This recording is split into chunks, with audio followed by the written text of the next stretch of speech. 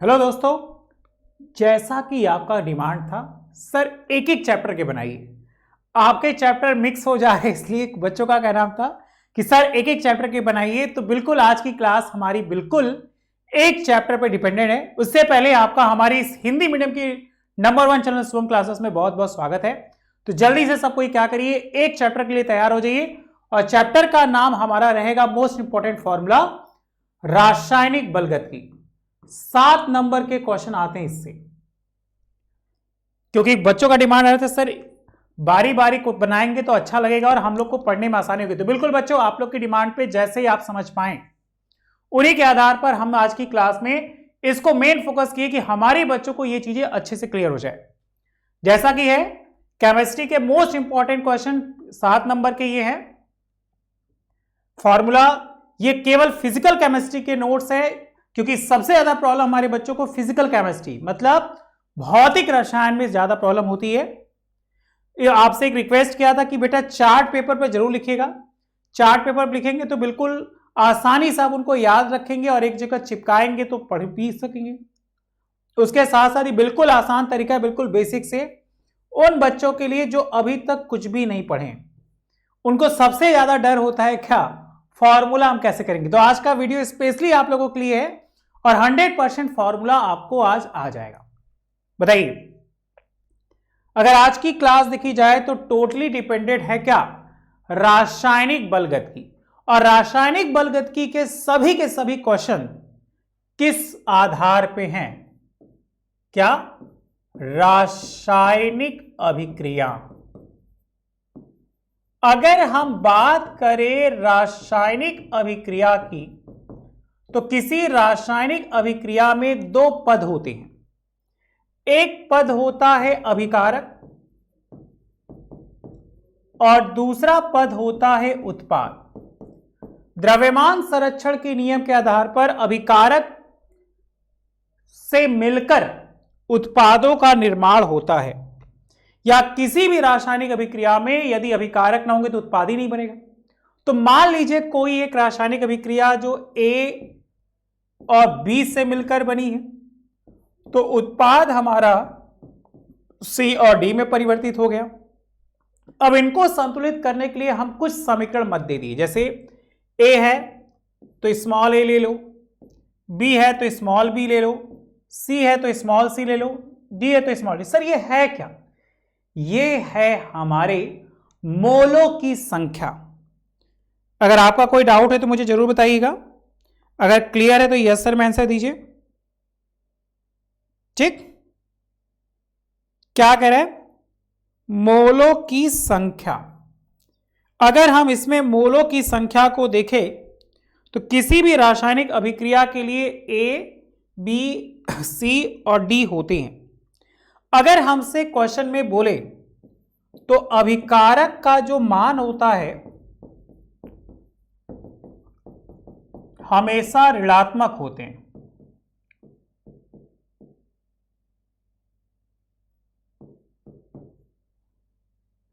और जो उत्पाद के मान होते हैं वो हमेशा होते हैं धनात्मक। अब इनको हम समझेंगे कैसे, इनको समझने के लिए हम एक विधि ला रहे जिसका नाम सुनेंगे आप, रस समीकरण मिति। अगर इस रस समीकरण मिति को समझे तो हमने क्या पाया, हम लोगों ने पाया जैसे सपोज करिए यही एक अभिक्रिया थी, मान लीजिए small A capital A, small B capital B, small C capital C, small D capital D. अब इस रस समीकरण मिति में हमने पाया कि जो अभिक्रिया का वेग है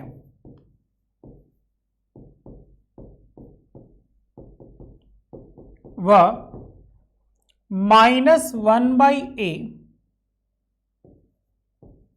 dA बाई dt बराबर का चिन्ह। दूसरा,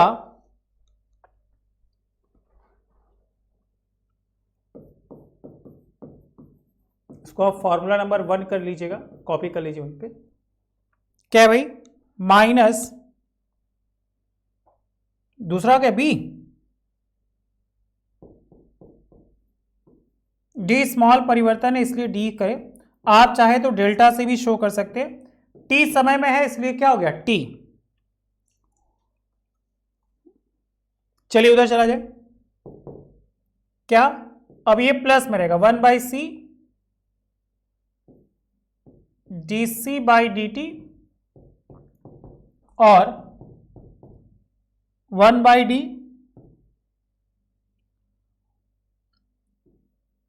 dd/dt। बताइए बेटा, क्या इस बात में आप क्लियर है? अब जैसा कि क्वेश्चन है अभिक्रियाएं, तो हम लोगों ने पढ़ा था अभिक्रियाएं जो हम लोग के पास, वो मुख्यतः 3 अभिक्रियाएं बहुत ही मोस्ट इंपॉर्टेंट है। एक आपने सुना शून्य कोटि की अभिक्रिया,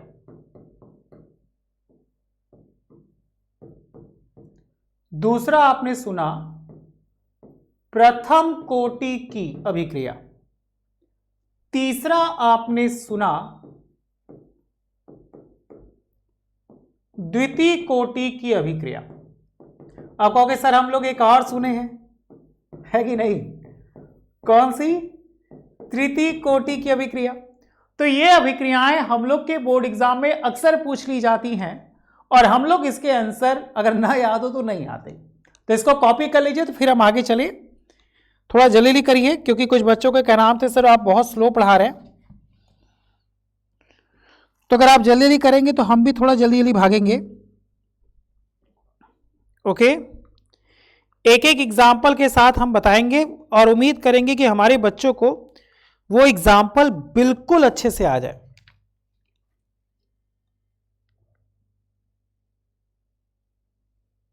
क्या है वो अभिक्रिया? कॉपी करिए बेटा।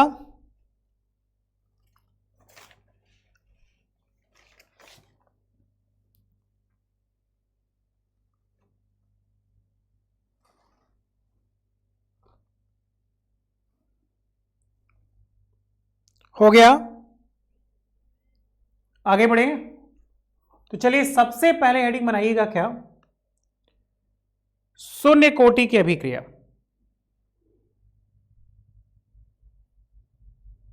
चला जाए, चलिए फॉर्मूला नंबर 2,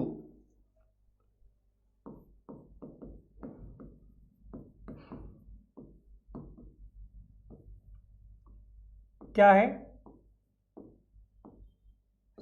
शून्य कोटि की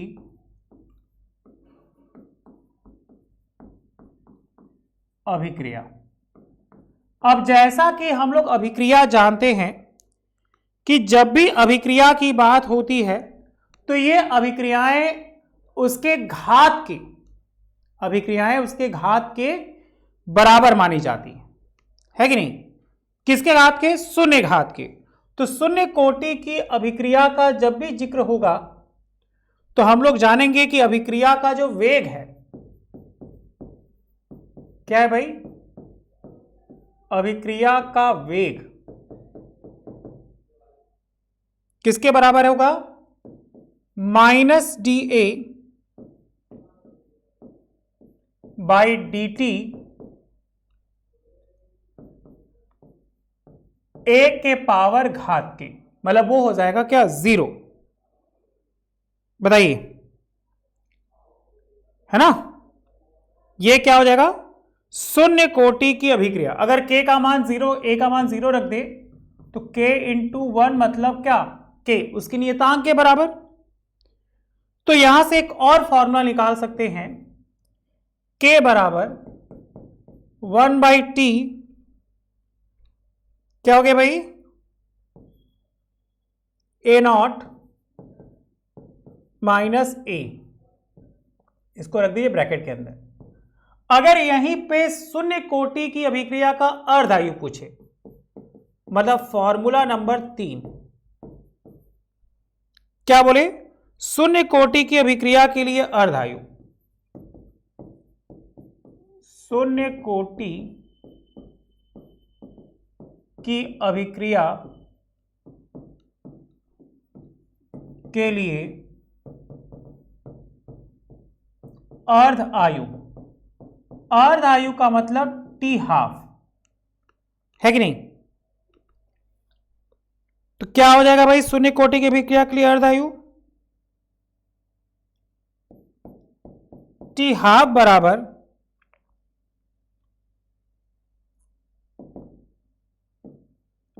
ए नॉट बाई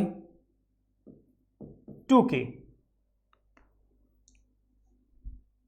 चलिए इसको कॉपी करिए। अब एक उदाहरण हम देंगे जो इससे संबंधित होगा।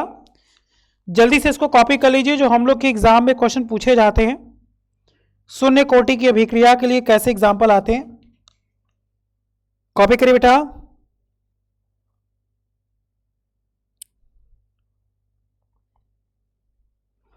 सबसे पहला है शून्य कोटि की अभिक्रिया।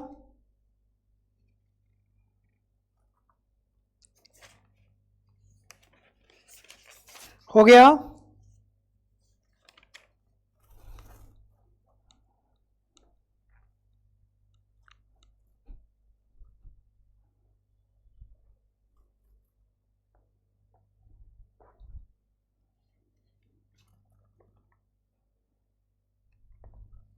हमसे पूछा गया उदाहरण,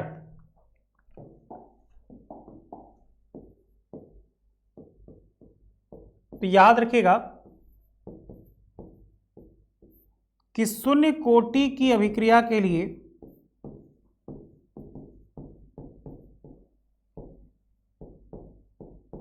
क्या होगी? H2 प्लस Cl2 सूर्य का प्रकाश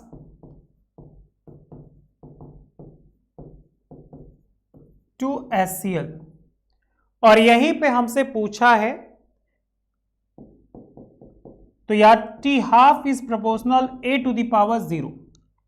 यह हमारी शून्य कोटि की अभिक्रिया का उदाहरण है। ओके, हो गया।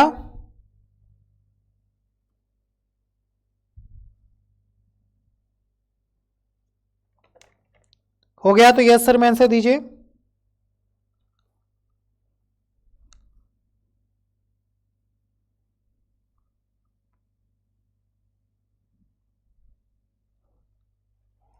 चला जाए आगे। प्रथम कोटि की अभिक्रिया, फॉर्मूला नंबर 3, फॉर्मूला नंबर 4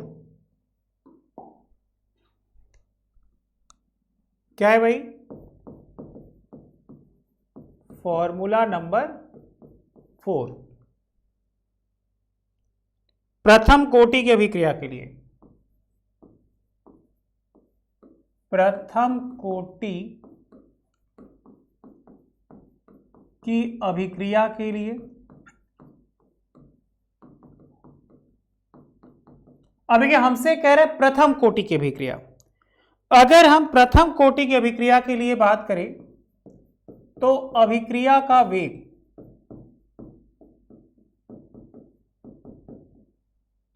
क्या हो जाएगा भाई?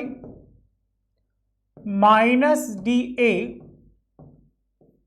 बाई dt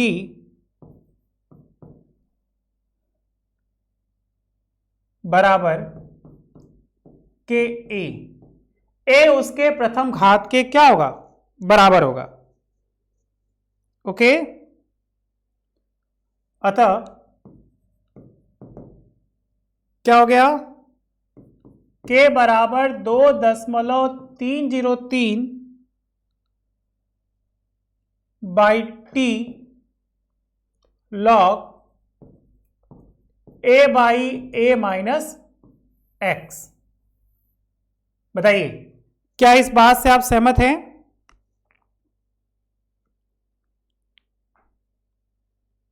याद रखिएगा कि यदि ए अभिकारक की प्रारंभिक मात्रा, अभिकारक की प्रारंभिक मात्रा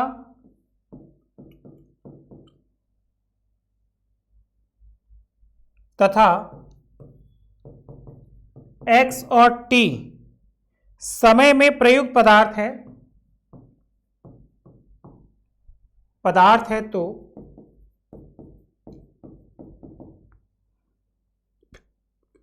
के बराबर 2.303 बाई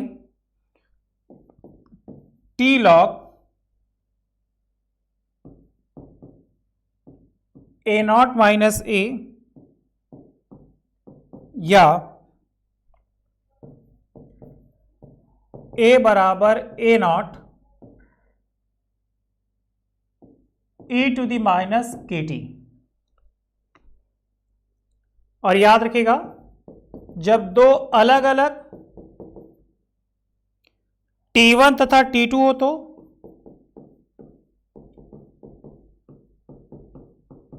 तो फॉर्मूला आप लगा दीजिएगा, K बराबर 2.303 by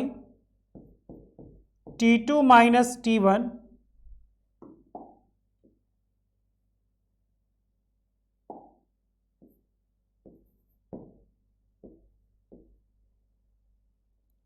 log A1 by A2।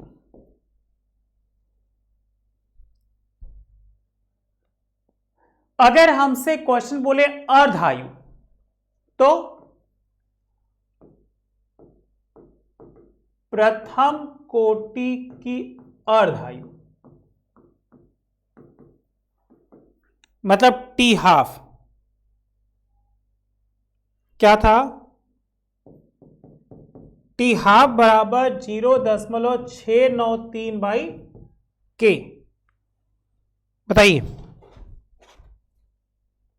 ठीक है। टी हाफ का मान आया कितना?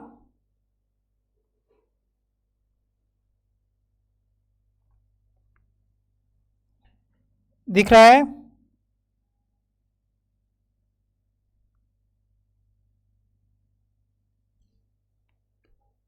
इसी के आधार पे एक छोटा सा क्वेश्चन बता रहे हैं, बिल्कुल हमारे बच्चों को आ जाएगा। क्वेश्चन है, देखिए ध्यान से,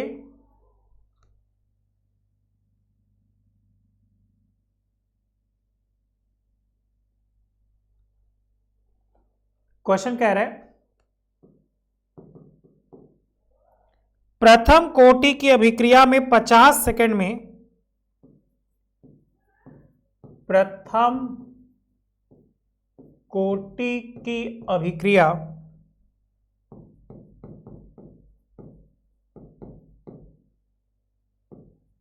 में 50 सेकंड में पदार्थ की सांद्रता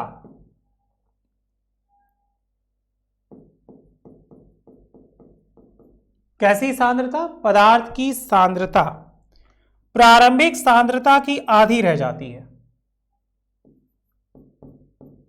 प्रारंभिक सांद्रता की आधी रह जाती है ना? प्रारंभिक सांद्रता की क्या हो गई? आधी रह जाती है। तो इसके वेग स्थिरांक की गणना कीजिए। इसके वेग स्थिरांक की गणना कीजिए। हमसे क्वेश्चन पूछा है वेग स्थिरांक। अब हम लोग फॉर्मूला क्या जानते हैं कि प्रथम कोटि की अभिक्रिया की अर्धायु, साफ साफ देखिए ऊपर ही लिखा है, क्या है भाई? हम जानते हैं कि टी हाफ बराबर 0.693 बाई के। हमसे पूछा है वेग स्थिरांक मतलब के का मान पूछा है, तो के बराबर क्या हो जाएगा? 0.693 by T half. T half को मान आपको दिया है 50 सेकेंड, तो 693 बाई कितना? 50। अब इसका आंसर आपको निकालना है, ये आपका भी क्लास वर्क है, करिए। बताइए टी हाफ क्या आएगा? ओके, बहुत ध्यान से।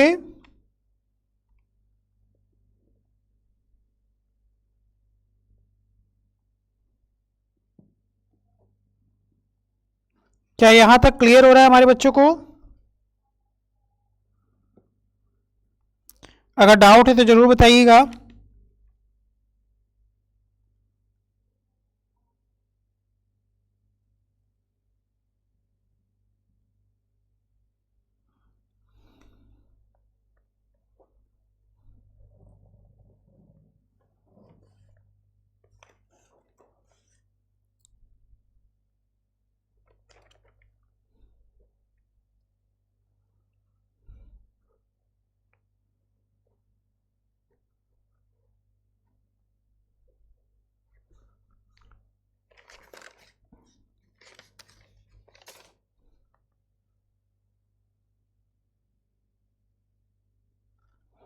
एक आध क्वेश्चन और बताएं, इसका मान बताइए आप।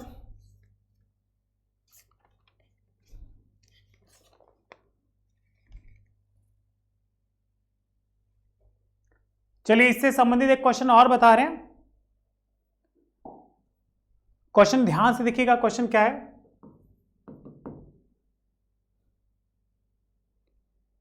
कह रहा है कि प्रथम कोटि की अभिक्रिया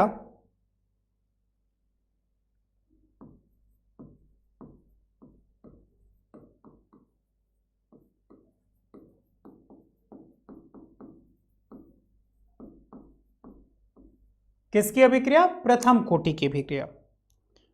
प्रथम कोटि की अभिक्रिया में यदि कोई पदार्थ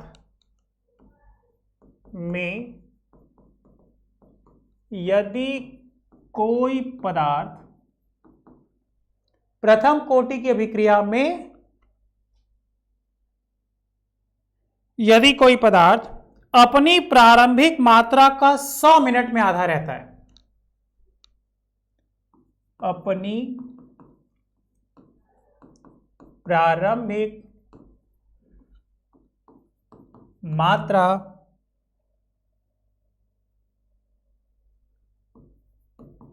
का 100 मिनट, ठीक है ना, 100 मिनट में आधा रह जाता है,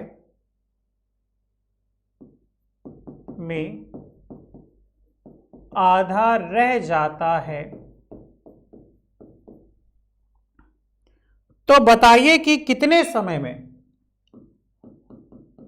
तो बताइए कि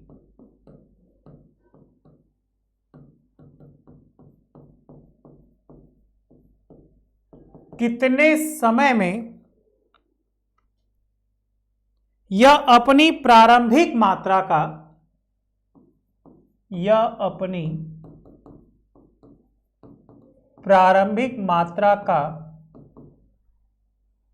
एक चौथाई,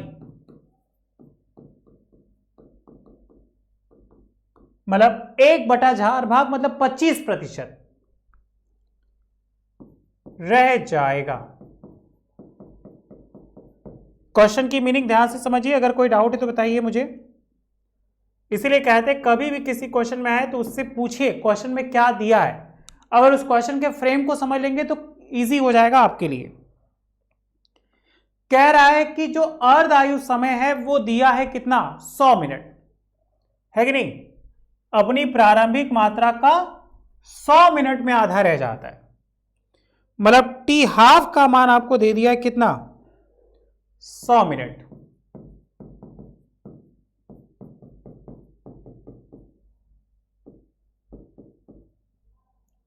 हमसे क्वेश्चन कह रहा है कि 0.6932/100 हम लोग मान लेते हैं, इसको यहां से सॉल्व कर लेंगे। माना प्रारंभिक मात्रा ये है,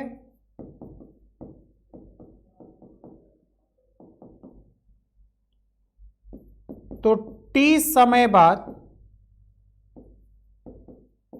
बची हुई मात्रा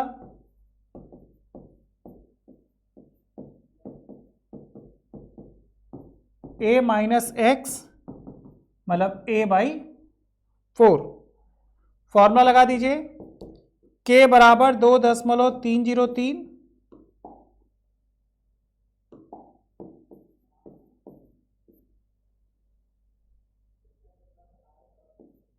t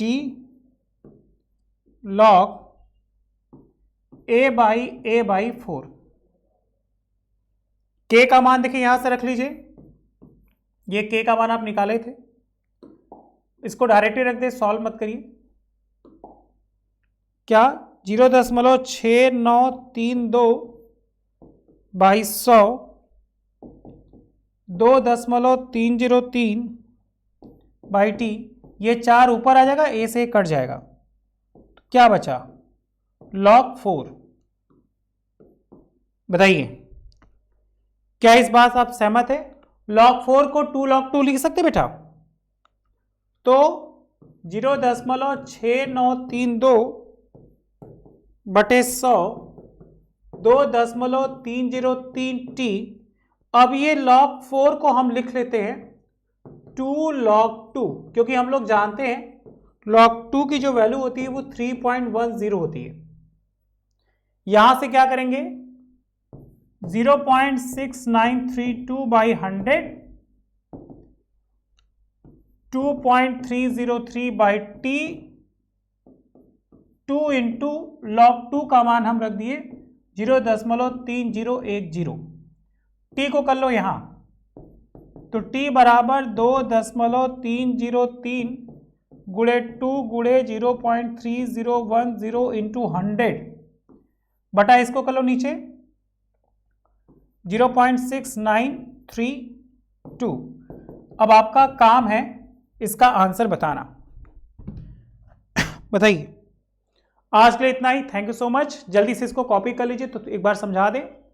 कह रहे प्रथम कोटि की अभिक्रिया में यदि कोई पदार्थ अपनी प्रारंभिक मात्रा का 100 मिनट रह जाता है, 100 मिनट में आधा रह जाए, तो बताइए कितने समय में वो अपनी प्रारंभिक मात्रा का 1/4 रह जाएगा। 1/4 का मतलब क्या, 1/4 भाग। तो फॉर्मूला रखा हम लोगों ने k बराबर इतना, तो यहां से वैल्यू आ गई इतना। बताइए क्या ये बात समझ में आ रही है? इसको जल्दी से कॉपी करिए।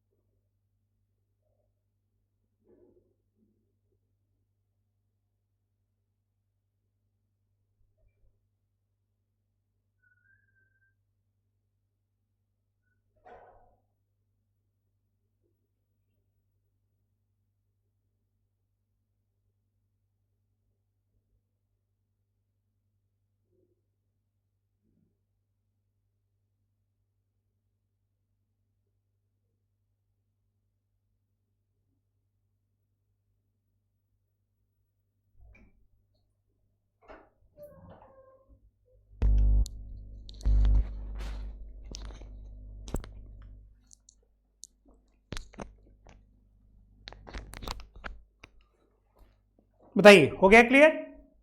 तो इसके बाद हम लोग क्या करते हैं, नेक्स्ट टॉपिक को देखते हैं। इसके बाद हम लोगों ने देखा था प्रथम कोटि की अभिक्रिया। प्रथम कोटि की अभिक्रिया का फॉर्मूला देख लीजिए। एक क्वेश्चन था इस पे कि हमसे यहां से वेग स्थिरांक का मान पूछा था, तो k बराबर हो गया था 0.693 t हाफ बाई के। इसकी वैल्यू आपने अभी तक नहीं बताई। इसके पहले शून्य कोटि की अभिक्रिया का फॉर्मूला देख लीजिए। ओके,